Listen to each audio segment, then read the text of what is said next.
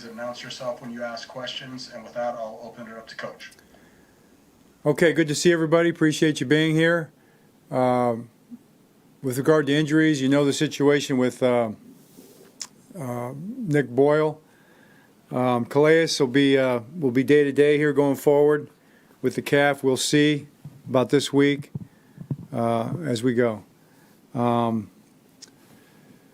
Terrell Bonds, his knee, there'll probably be a couple weeks with that. And then Brandon Williams' ankle, we'll see as we go. Possibly a week, maybe more. We'll be touch and go for Sunday. So that'll be the last I'll say about those guys going forward, really for a while. And that's where we're at, okay? What questions do you have? Hey, John, Childs at the Sun. Just a quick follow-up on Nick. Do you guys have any kind of long-term prognosis yet on his injury and exactly what it was? Yeah, it's out for the season. It's a major knee injury. Hey, Coach, Todd Carpenter from SI. With the tight end situation, do you sort of move Ricard into there as a second tight end, and then before you try to bring in a free agent? Because I guess it would take 10 days for a guy to sign, correct? Yeah, we've got some plans on that, so we'll just see as we go. We've got some guys on the practice squad. We had a player in for a workout today, as you probably saw. And of course, Pat can take on a bigger role, certainly. So we'll have a good plan for that.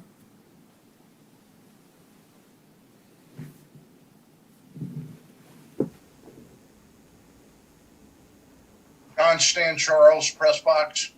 Was wondering what the situation is with Matt Skura's hand injury, and is that something that's concerning you? Not the hand injury. No, the hand injury is not a factor.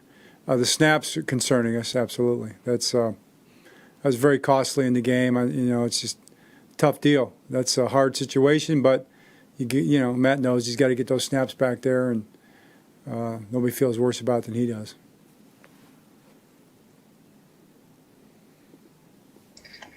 Hey, John, it's Luke Jones with WNST. Getting a chance to review the tape, how did you think Pat McCary did at right tackle and Ben Powers at right guard? And do you kind of see that maybe being what you at least explore for the coming week? Right. Well, we'll just explore whatever we look at. That'll be part of the process in terms of what we do this next game. I'm probably not going to be talking too much about that this week. There's really no reason to do that. But they did a pretty good job. It's on the tape.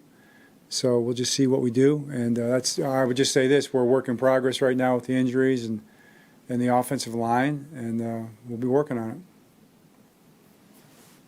John, this is Jameson. Offensively, in light of all the injuries, and I know you've kind of talked to, and even the players talked about this being a work in progress throughout the year offensively. Well, I mean, what can you do as far as like from week to week basis to try to improve, to try to get this offense back on track to where it was last year?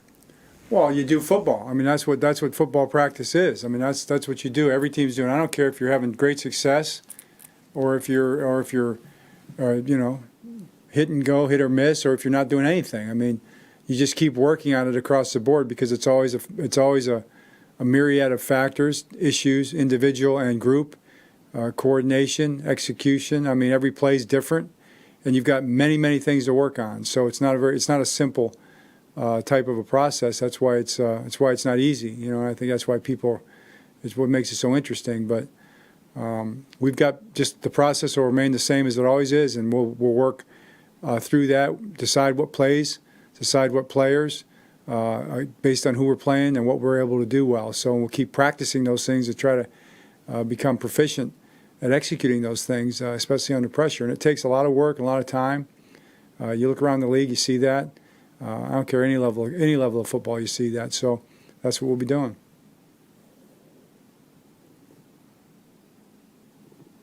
John, this is Jeff Rebeck. I think Tyree Phillips is eligible to come back this week.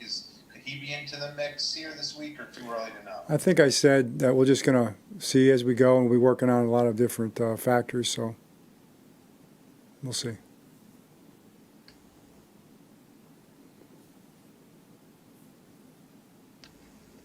Hey, John, it's Luke again. I know he didn't play a whole lot, but how did you think Tramon Williams filled in, especially with Terrell Bonds going down with the injury?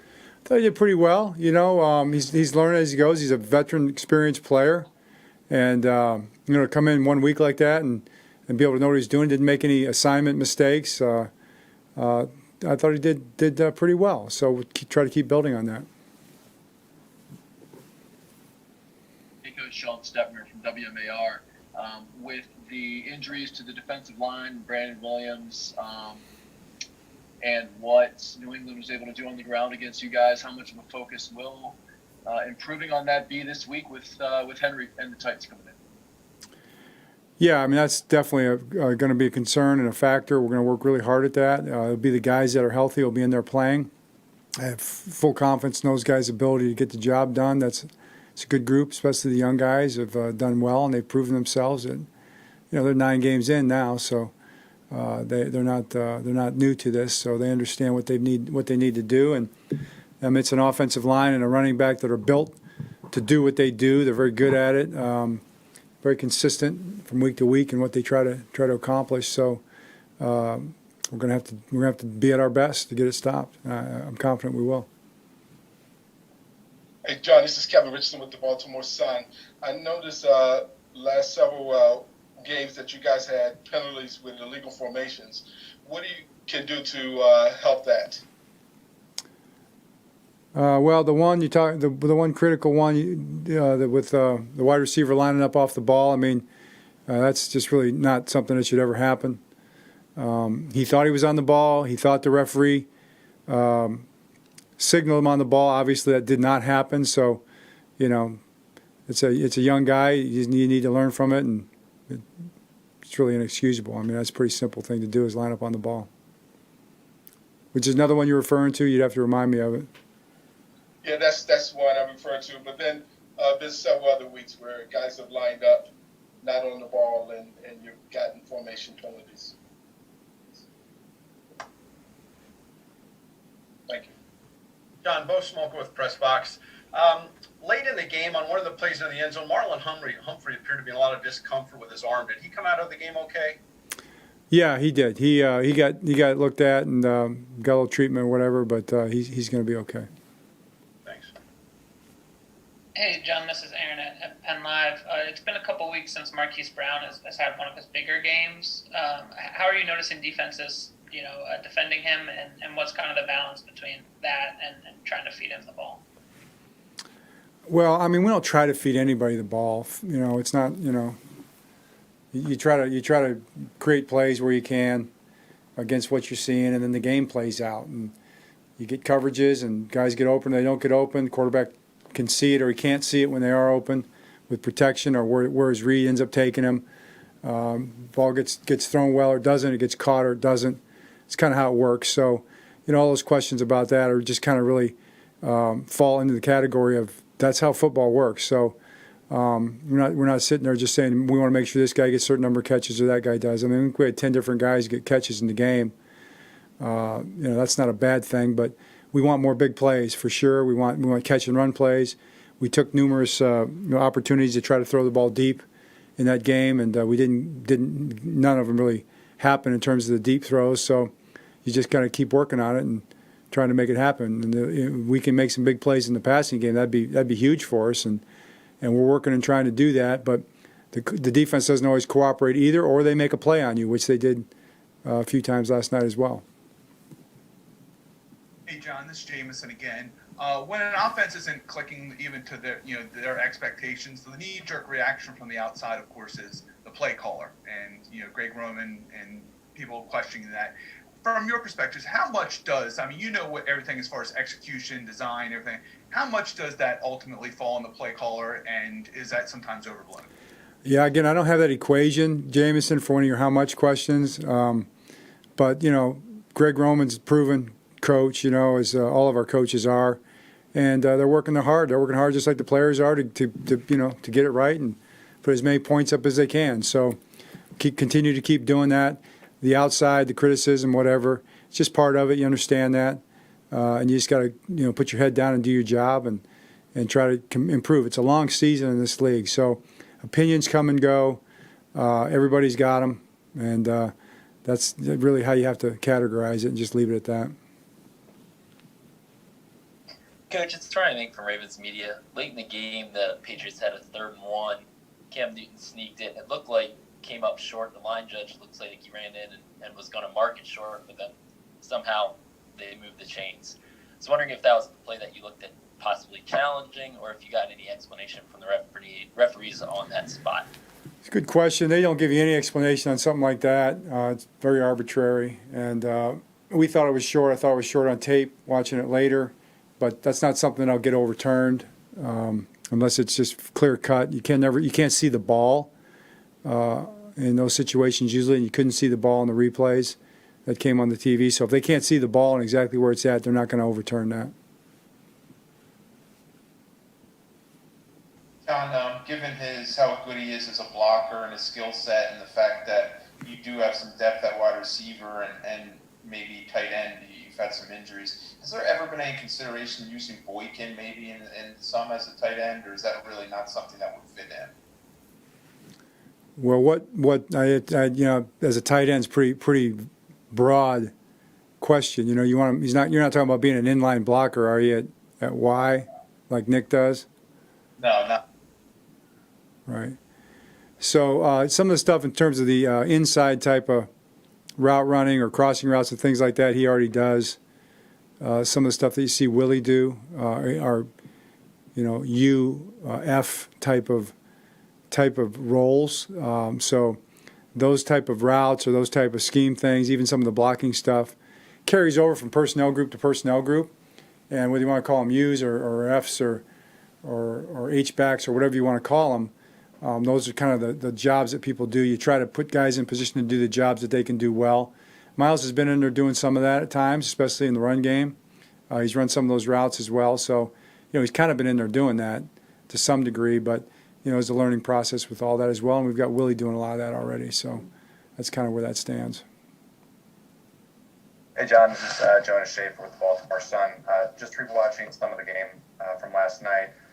Maybe this was something that Patrick Queen had been doing in previous games, but it looked like on some defensive snaps he was 7 or 8 yards off the ball. And just to follow up, you mentioned that he's a guy who rarely makes the same mistake twice. So for him, what are the lessons to be learned from a game like that? Well, it was a different kind of game than he's seen. That was more of a downhill run game, a little more of an old school game. So, the run fits, some of the angles and things like that, some of the formation adjustments, some of the motions and where your eyes are. Those are all things that come into play, and a lot of that was new in terms of the offense that we were playing last night. Patriots do a great job with that. They're very physical. We knew that. They didn't do anything different than they've been doing. Generally speaking, it was good what they did, and that's stuff that that's tough on linebackers. So he'll learn from that for sure. All those types of things, and he'll continue to improve. Hey, John, this is Aaron at Penn Live again. Justin Ellis, I think, played a higher percentage of his defensive snaps because of circumstance than he ever has. How did he grade out when you watched the film? Yeah, he played well. Justin played a good game. He did well in there. Justin Matabuki did a good job. Broderick Washington did a good job. Each of those guys probably have a couple plays they'd want to have back. But for the most part, those guys played well. I would say better probably on the tape than I thought watching the game itself. They were in there fighting pretty hard and did pretty well. John, it's Cliff Brown from Ravens Media. Willie Snead has had, at least statistically, a couple of his most productive games in the last 2 or 3 games. What are you seeing from Willie? I know he's a good football player, but as far as allowing him to be pretty productive here recently? Probably Cliff, I'm seeing from Willie what you always get from Willie. I mean, he's an incredibly steady player, very consistent player. He's in the right spots. He'll make tough catches. He does the dirty work as far as blocking. He's always prepared, So he's a guy you can count on, and those are the kind of guys you got to have out there. I mean, in those kind of games, the guys that you can count on, be in the right spot, do the right thing, make the good solid play.